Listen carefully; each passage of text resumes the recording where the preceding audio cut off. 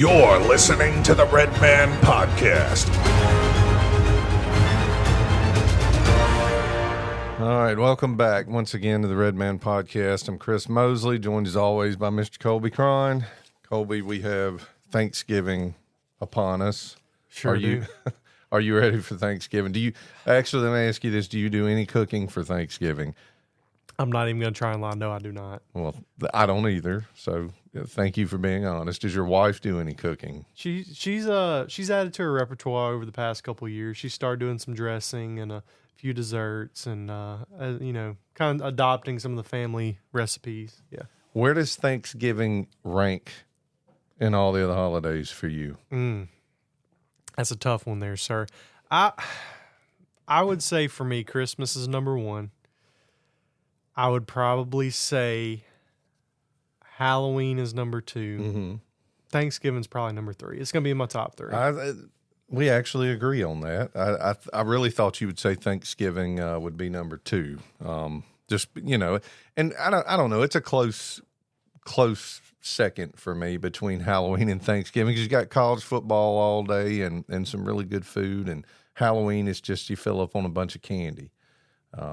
I guess my biggest reason for not being as fond of Thanksgiving as other holidays is it tends to be the most busy holiday because you're trying to be thankful and see everybody that you're thankful for. And there's a lot of people to be thankful for in most people's lives. And so you're bouncing from in-law to your family to friends. And it can also be extremely stressful. And sometimes you see people you don't want to necessarily see, and you have to pretend to be thankful for that you like them or be thankful for them, whatever. Yeah. So I actually got your input on this, but we did a survey. We do these every now and then with our folks at Red Pest Solutions. And basically I was trying to find out what the consensus was on the favorite dish for Thanksgiving. So the choices we put out there was turkey, dressing, or stuffing. And I did have to put that because some people will kill you if you get one or the other. Yeah, because there's a difference. And for years I didn't think there was, but apparently there is. Stuffing's not good. People get very, very upset if you try to act like they're the same thing. But then we've got ham, sweet potato casserole, potato salad, mashed potatoes, green beans, pecan pie, and pumpkin pie.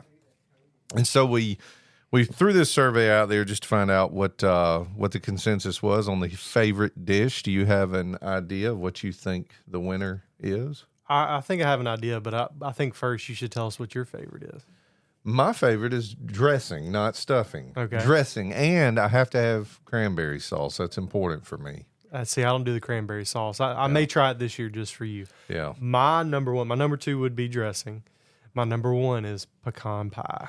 Now, I do love some pecan pie. That's my weakness. And I go back and forth because I love pumpkin pie, too. I love them both. I don't do pumpkin pie. I don't. But I don't know. Those are desserts, and you got to eat the other stuff before you get to that. So not in my house. I got to go through the not dressing. In my house. Whatever. That's, we eat the pecan pie the day before Thanksgiving. It's gone before. Well, that's really messed up. Y'all got it all screwed up over there. Look, right. I will say there was actually a tie for first, and one of them I wasn't surprised about, and one of them I was. Is one of them a protein? Yes, I guess. I don't know. No. I know what you're getting at. No, it's not. Really? So there's not a protein in the top? Well, now you're trying to quiz me on. I don't know what all's got proteins in it. I'm talking about like just a meat. Turkey. That's what ham. I thought you meant. And no, turkey or ham is not one of the top. Okay. So it was a tie between dressing, which didn't surprise me so much, dressing and stuffing, and sweet potato casserole. Apparently, a lot of people like that. And I think that you actually suggested adding that one, I believe, when I was putting this list together. So that's not one that I've ever been fond of. Me either. Until recently. Oh. And it's not been from a family member cooking it, putting it together, talking me into it. It was from Half Shell Oyster House.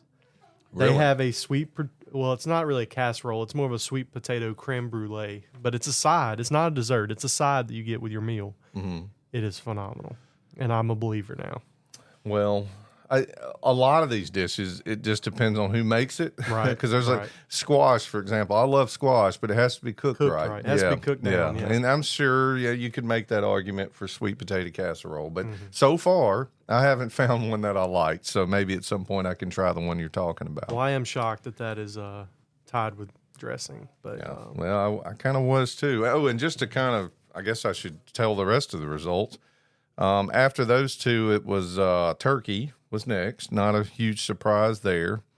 Then it was a tie between ham and pecan pie. Those tied next. And then it was a tie between mashed potatoes and pumpkin pie. Green beans got no votes. Shocker. Potato salad got no votes. Really? Yeah, that kind of surprised me as well. So you got to think you're up against some stiff competition. When you're talking about your favorite, I don't know if anybody would say potato salad's their favorite thing at Thanksgiving. That's true. That would be a tough one to, especially for Thanksgiving. Maybe other holidays where you would eat it. But all right. So as always, we've got our insect profile this week, and we've got our control corner segment. We did things a little different last week where we had a guest, or I say last episode where we had a guest, Mr. Joey Hedgeman. Hopefully everybody enjoyed that. Today, it's kind of back to our traditional format. From the beautiful city of Natchez, Mississippi. Yeah, and that's different. We've never done an episode from Natchez, Mississippi, historic Natchez, Mississippi. We have an office here, and we're staying overnight, and so we're recording here. So on our insect profile this week, we're talking about the glasswing butterfly. I'd never heard of this. Had you? No, but it doesn't sound safe. It doesn't, does it? With glass wings. Obviously, they're not really glass. Spoiler alert. They are They have glass-like membranes between darker and brown borders that form transparent wings, and they do. They look like glass. You can see through them.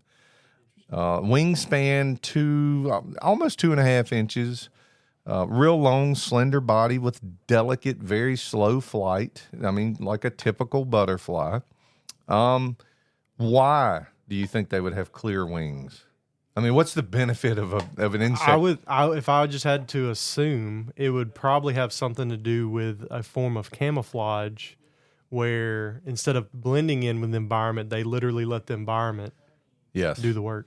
That's exactly right. It's a unique camouflage strategy among butterflies. You don't see that with any of the other butterflies, but this one in particular, it makes them nearly invisible to predators.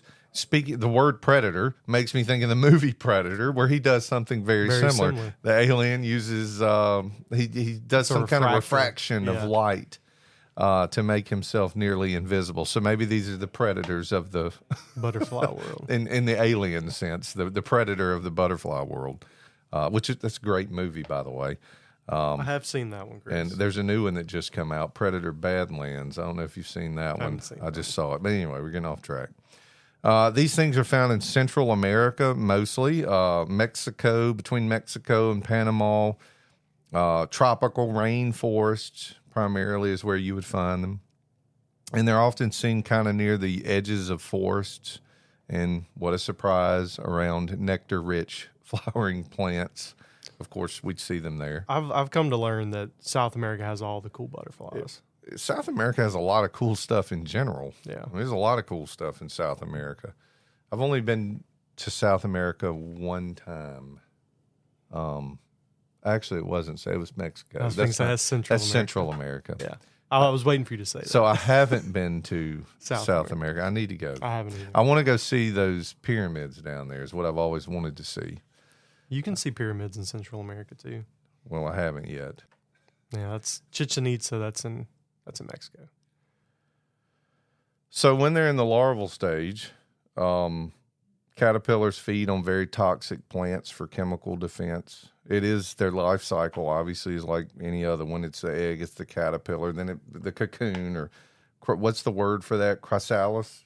Chrysalis. Thank you. Thank you, Mr. Know-It-All. And adult.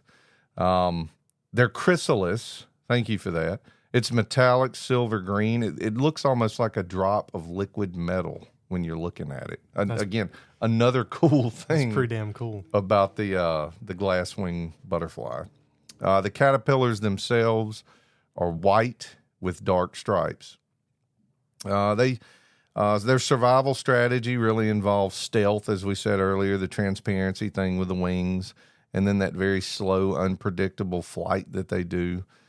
They are also, they don't taste very good for predators that would ordinarily go after butterflies or caterpillars or whatever. They have a pretty nasty taste. And they have, even though they fly really slow, they will fly a very long way, even in seasonal migrations.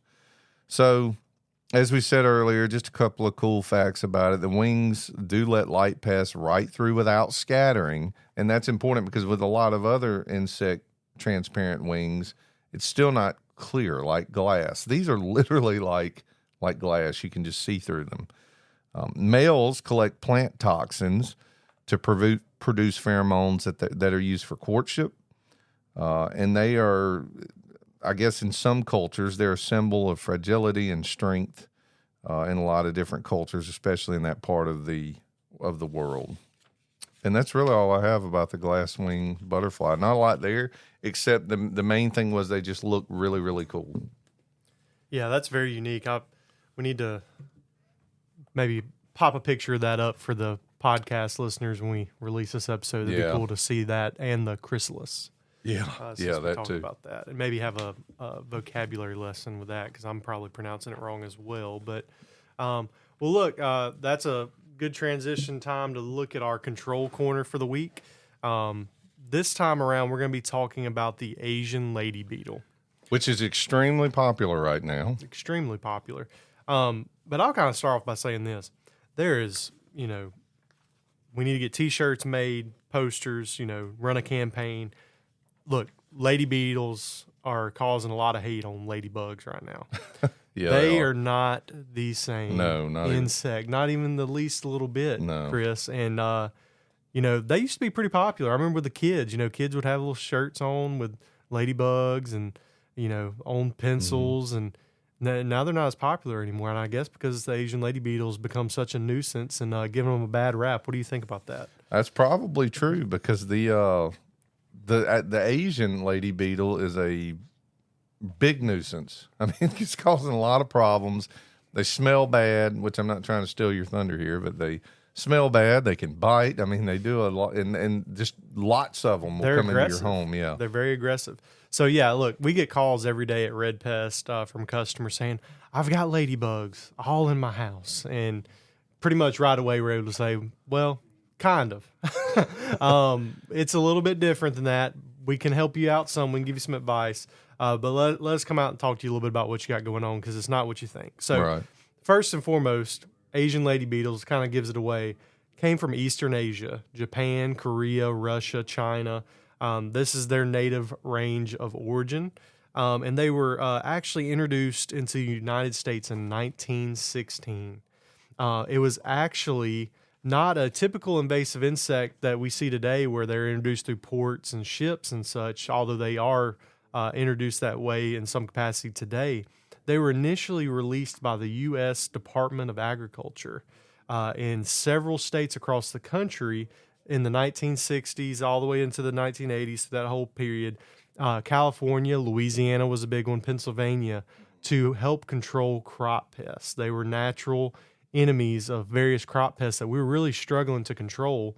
And, in that time frame, that's really when a lot of laws and regulations started to come into play for pesticides being used on crops. So a lot of study and effort was being put into biological control. That's where one organism controls another naturally. And they thought at the time this was going to be the best course of action was to release these in the United States. Little did they know they would get out of hand really, really quickly. And they spread. I honestly thought they'd come to this country more later than that. I didn't realize it was that early. Yep. So it's kind of was an introduced pest control method. And done on purpose. Done on purpose, and then they made an and let them get out of hand, which can be very easy to do with something that spreads and reproduces as quickly as a Asian lady beetle. So look, as a homeowner, there's a few ways you can identify the difference between an Asian lady beetle and a ladybug. I like to think as a ladybug, it's a lady. She's pretty. They're a little bit, brighter red. They have less spots on their elytra, which is their wings, their hard outer shell. So you're saying the Asian lady beetle's ugly? In comparison, I would say so, yes. The Asian lady beetle has quite a few more black spots. They're a little more faded, burnt orange in color, and they have that signature M or W, depending on which direction you're looking at them from, marking on their pronotum. They can kind of give them away. But like Chris already said, they're very smelly.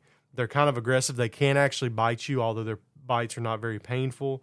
And they like to overwinter in your home, and that's typically the calls that we get. Yeah. I've seen them in the hundreds and hundreds in clusters and corners of rooms near the ceiling. They typically come in through can lights from your attic. Anywhere they can find entry into your home, they're going to come in to seek shelter during the winter because, once again, they're from Asia. They're not used to some of the climates that we see in the United States. So they're trying to survive, and they huddle together to create a shared body heat to help their brood survive. So really, there's a few things you can do once you've identified this issue. Obviously, call a licensed pest control operator. They can help you out with a lot of this and controlling and sealing your home from future infestations. But number one thing you can do with this specific pest issue is vacuum. Yeah. Remove the actual infestation from the property. I mean, this applies to many different insects that we deal with, but that's the quickest and easiest way without having to use pesticides. And it's safer for your home, safer for the environment. But get rid of the source.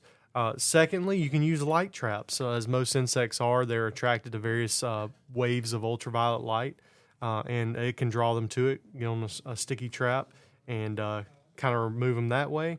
And then the other big thing that I already kind of mentioned is sealing cracks and crevices, door sweeps. Make sure your door seals are up to snuff. Window seals are shut. All those things. Good caulking around windows and doors. Honestly, that's a big one. that is the number one thing you can do. The exclusion part of this is keep them out in the first place. That is the number one thing you can do to prevent this. And I'll also say a lot of people that have pest control. And it's a lot of our customers. I'm just going to call it what it is. A lot of people see these and they think that these really aren't covered under general pest control, to be quite honest with you. Now, that doesn't mean that most pest control operators won't go out and try to provide some sort of solution. We do all the time. But quite frankly, it's not something covered under general pest control. Right. But look, I mean, there's a few good reasons why. I mean, they're unsightly in your home. They can cause quite a few, issues such as bad smells if you squish them. They can leave stains on your walls, things of that nature. But they can also trigger some quite serious allergies and asthma with people who are sensitive to those type of things, as do things like cockroaches and other things. So make sure that you're being cognizant of that and the health of your family. But also, they're competing with those ladybugs, baby. We got to protect the ladybugs. They're our native species. They're the ones you like to see out in your garden because they are actually beneficial insects. Right. They're getting rid of your gardening pests that are on your tomatoes, on your squash, your zucchini, different things you may be growing in your garden. And the ladybugs live outdoors. That's their natural environment. So do your part. If you see an Asian lady beetle, call a PCO, let them help you out, and let's get them out of here as much as possible and have a happier home. And avoid, if you can, because you may be tempted to just crush them. But I'm just going to tell you, if you do that, you're going to get that nasty odor, first of all. And it can also cause some staining depending on what you're crushing them on. So it's Kolby said it. The best thing to do, if they're already in your house, the absolute number one best thing to do is get the vacuum out and just vacuum them up with a shop vac or something and remove them that way. And as with any pest, a good exterior treatment with a good pesticide from a licensed operator is the best prevention to pair with that. Keep them from getting in the first place. So I do have a quick little news clip. There are lots of these. If you go on YouTube or something and just Google, or not Google, but search for Asian lady beetles, you'll find all kinds of news segments because it's a very common problem throughout the country. So this particular one that I found, this actually aired about 8 years ago on KOCO News ABC out of Oklahoma. So listen to this news segment that was done on lady beetles. All right. A lot of you are contacting us on social media about these, the multicolored Asian lady beetles. intentionally introduced for biological control purposes of aphid pests decades ago. We get these ups and downs in their life cycle. Some years they're high in abundance, like this year in particular. Other years we hardly notice them at all. Dr. Eric Rebeck, a professor at Oklahoma State University, says while they do help with pest control, they come with some nasty side effects. Some nasty aspects of it, including the ability to bite. They also release a very foul smell. They can also stain your carpet or furniture. And if that weren't enough, they can stick to the roof of your dog's mouth, causing excessive drooling and horrible bad breath.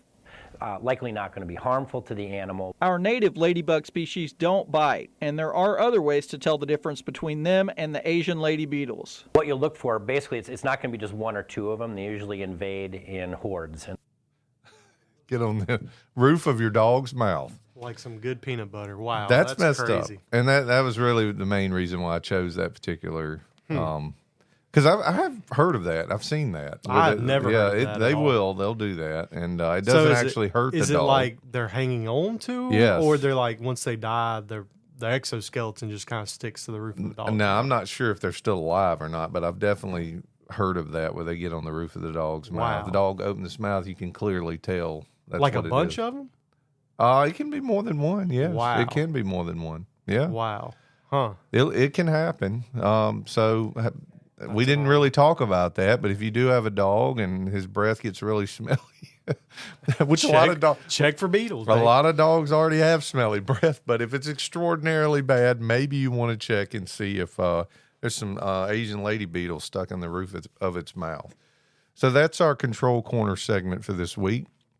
So now we're going to move into our tech talk segment.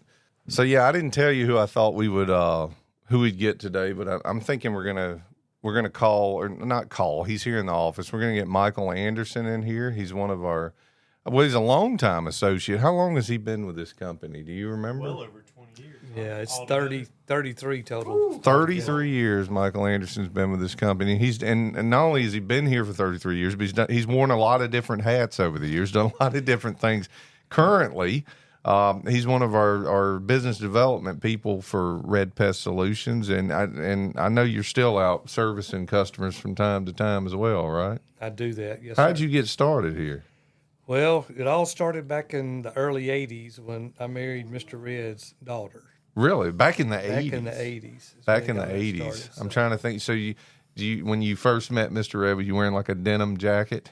No, I don't think so. Denim jacket and leg warmers? Leg warmers, yeah, that's right. So, no, was not. Playing a little Tears for Fears on the radio? That's right.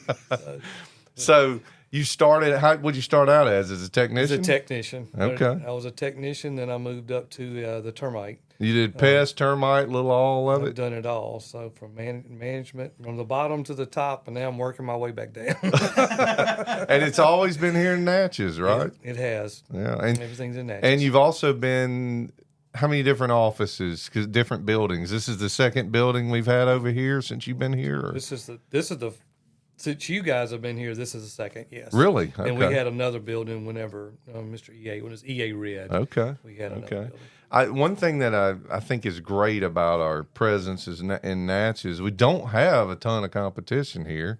Correct me if I'm wrong. I think there's one real main one. It is. We won't say the name, but Right. we've got one real big competitor here. But Red has sort of been a staple in this community, I think. It I mean, is has. that fair to say? It's very fair to say. 'Cause Yeah. we've been here, like I said, 70 years, basically, around 70 years in Natchez. 70 years. Well, and Michael's one of those big staples in this community. I mean, if you walk around town with him, it's fun, but it's also kind of annoying because you can't make any progress with what you're doing because every single person knows him. They call him the mayor of Natchez. He, in fact, is not the mayor. No. But he might as well be because everybody knows him. That is true. You do know a lot of people in this town. And when you're in the position you are in business development, that is very beneficial It makes you very successful. to your job for sure. It does, most definitely. What do you like the most just about this industry in general? Well, one of the big things is you meet somebody different everywhere you go. Yeah. It's the same, but it's not the same. So depending on what circumstance you walk into, like I said, there's different people you meet. Mm-hmm. That's one of the big things. And then once you meet that person, you get a relationship with that person. They get a relationship with you as an individual and also the company. Right. And that's when you get that relationship, and then you pretty much got a customer for life once you get that taken care of. That's good to hear. I'm sure you've met quite a few interesting people over the years. Oh, yeah. Yeah. Quite a few celebrities, football players. We've got a bunch that have camps around here.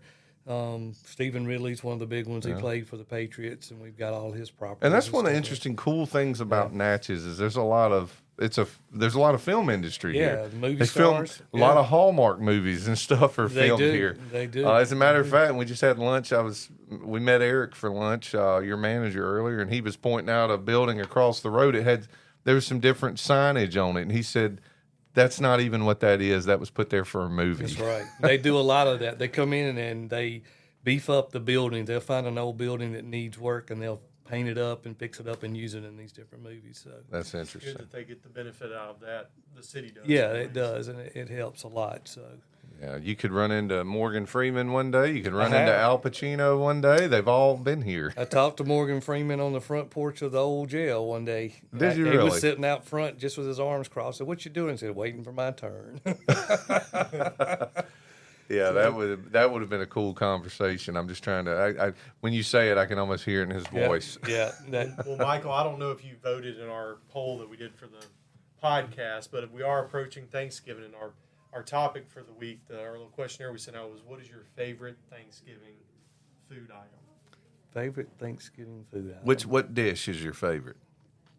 The dressing with the gravy on See, it. so if you didn't participate in the survey, he just broke the That's tie. the tiebreaker. So You heard it here first, folks. yeah, dressing wins it because it was tied, believe it or not, with Really? sweet potato casserole, which I'm not a fan of that. Some I'm people not- like it, I'm but not a big apparently a fan. lot of people at Red Pest Solutions likes it because it was tied with dressing until you just cast your vote there. So Right.